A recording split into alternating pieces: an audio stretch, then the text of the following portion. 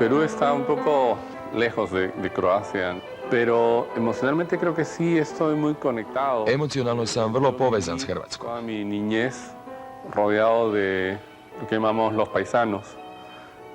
Cijelo sam djetinjstvo bio okružen našim ljudima. Hablaban todos el idioma croata, que mantenían una costumbre. Meni je to bio poznati svijet. Svi su govorili hrvatski, čuvali običaje i svake smo godine slavili Dan nezavisnosti, 10. travnja. El 10 de abril. No entendía yo muy bien el significado de esa fecha ni su compleja interpretación. Nisam shvaćao značenje tog datuma ni okolnosti u Drugom svjetskom ratu, ali sam znao da su oni Hrvati. En el mapa no existía ese país, pero sí aprendía a... Na karti svijeta ta zemlja nije postojala. Ipak shvatio sam zašto su strastveno branili tu ideju. Me parecía que vivían en un mundo aparte, porque para el resto de personas era muy difícil entender a Croacia. Sin embargo, para mí era algo... Činilo mi se da žive u posebnom svijetu jer je drugim ljudima bilo teško shvatiti što je to Hrvatska. Y sin embargo, me extrañaba que ese país no figuraba en el mapa. Međutim, meni je to bilo nešto što sam naučio u djetinjstvu. U mom krsnom listu piše da je moj otac Hrvat. I čudio sam se da ta zemlja ne postoji na karti svijeta. Mislio sam da je to jedna ideja, pojam koji će nestati s mojim ocem i njegovim prijateljima. Ali na njegovu radost i zahvaljujući Bogu, to nije samo obsesivna ideja jedne skupine ljudi koju sam poznavao, nego naprotiv stoljećima duga težnja. Povijest sam poslije malo pomalo bolje upoznao, posebno nakon dolaska patera Drage prije 10 godina. De conocimientos desde hace más o menos unos 10 años. Informacija o Hrvatskoj postojala je samo u glavi mog oca i njegovih sunarodnjaka. Za ostali svijet ona nije postojala. Era un recuerdo. Bila je samo uspomena i zato je bilo vrlo teško učiti ili čitati o Hrvatskoj. Es más, recuerdo que una vez buscaba en la enciclopedia británica. Sjećam se da sam jednom u britanskoj enciklopediji pročitao da je Dubrovnik koljevka srpske književnosti. Y eso era lo más que podía encontrar yo en escrito. To je bilo najviše što sam mogao naći u pisanom obliku. Ali kao ideju, kao ljubav prema Hrvatskoj, to sam mogao vidjeti i osjetiti samo kod mog oca i njegovih prijatelja. U želji da opišu dolazak i život naših ljudi u Peru, tiskano je na španjolskom jeziku nekoliko knjiga. Živana Meselčić de Pereira napisala je 1985. godine knjigu Jugoslaveni u Peruu.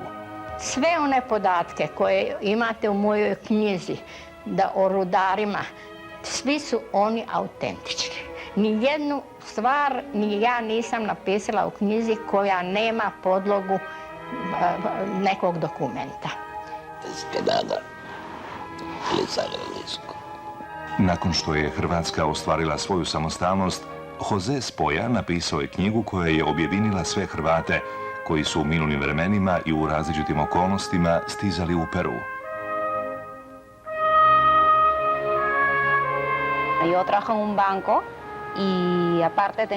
Ja radim u banci i hobi mi je sport. Volim avanturistički sport, što je zapravo brdski biciklizam. A bavim se i cestovnim biciklizmom. Volim to što radim.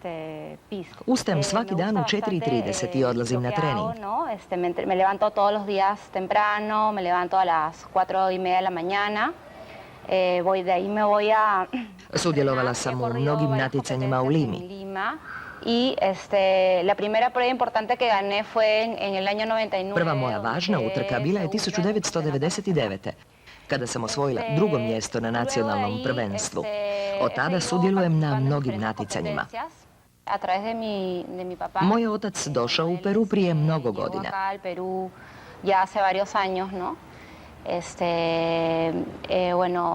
On je toliko volio svoju zemlju da je stalno u nas usađivao ljubav prema njoj. I zato je mi osjećamo kao našu drugu domovinu. Ja sam Peruanka, zapravo pola Peruanka, pola Hrvatica. I naša su srca podijeljena.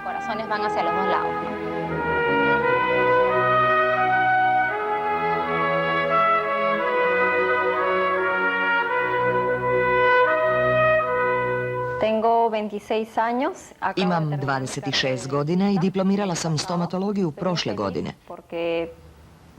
Sretna sam što sam uspješno završila studij. Namjeravam se usavršiti u inozemstvu i tako postati doktorica. Želim vam reći da sam 2002. godine radila u Task Force-u, gdje sam, zahvaljujući časopisu Matica, bila u grupi od 45 mladih ljudi, djece Hrvata iz cijelog svijeta. Obnavljali smo crkve uništene u ratu. Radila sam 8 sati na dan, od ponedjeljka do petka. Unatoč radu što sam u rukama imala lopatu, kramp, prala 200 tanjura, gulila 500 krumpira, bila sam vrlo sretna.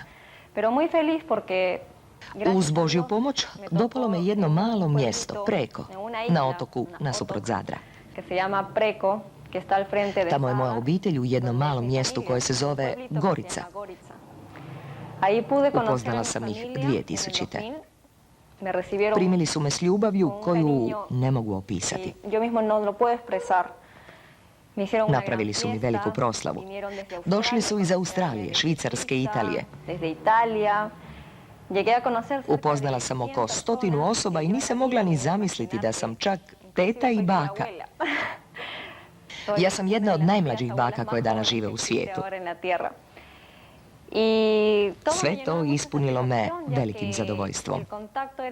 Bio je to prvi susret Peruanke koja je imala samo nejasnu spoznaju o svom djedu Ivanu, o njegovu djeliću utjelovljenom u meni. Vjerujte mi da sam prvi put kada sam kročila u Hrvatsku bila toliko ganuta da sam počela plakati. Kad neko dođe ovdje i našto kad se oženi sa jednom Peruankom, lokalnom, onda mora doći do zbližavanja i s jedne i s druge strane, no? Gdje se ja moram prihvatiti neke običaje i stvari koje su na njihov način i s druge strane isto ona mora prihvatiti neke običaje i stvari koje sam ja donio sobom.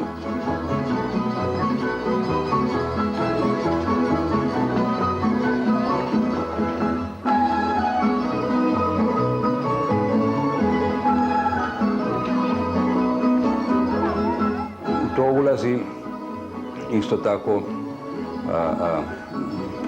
različita hrana, počevši od voća i povrća koje se ne poznaje u Europi pa do raznih riba i mesa, no? Jer ovdje se recimo sasvim normalno jedu zamorci, no? što niko u Europi ne bi pojeo. Osim toga se jame ovdje jedu i ove alpake. Od brojnih Hrvata koji su pokretali peradarske farme, najveći uspjeh ostvario je Marko Burin. Danas ima do oko 45 dana, 44-45, nisam siguran. Ali ova ima dobra 3 kila, ali ovo je malo viša, naravno. I prosječno imaće oko 2 kila 700 grama između ženskih i muških. Oni će ići na tržište još do 3 dana. Sedmično izađe oko 100.000 na tržište, a mjesečno 420.000 manje više, a godišnje oko 5 milijuna. Od toga se držimo, imamo mliza koncentrate, isto tako nosice za rasplod, inkubatore, i to je kao jedan lanac. U dolini rijeke Čion nalaze se poljodjelske zadruge od kojih je Marko kupovao kukuruz s kojim je hranio perad na svojim farmama. Ali rijeka je u vrijeme velikih kiša, što padaju u unutrašnjosti zemlje, često plavila. Tih dana prijelaz s jedne na drugu obalu nije bio moguć. Trebalo je izgraditi most. Ja sam njima obećao, ja sam im rekao, kad mogu da svakako, ja sam rekao, ja ću ga učiniti. Godine 1993. svojim kapitalom izgradio je most i nazvao ga Osojnik, prenoseći tako komadić svoje stare domovine u daleki Peru.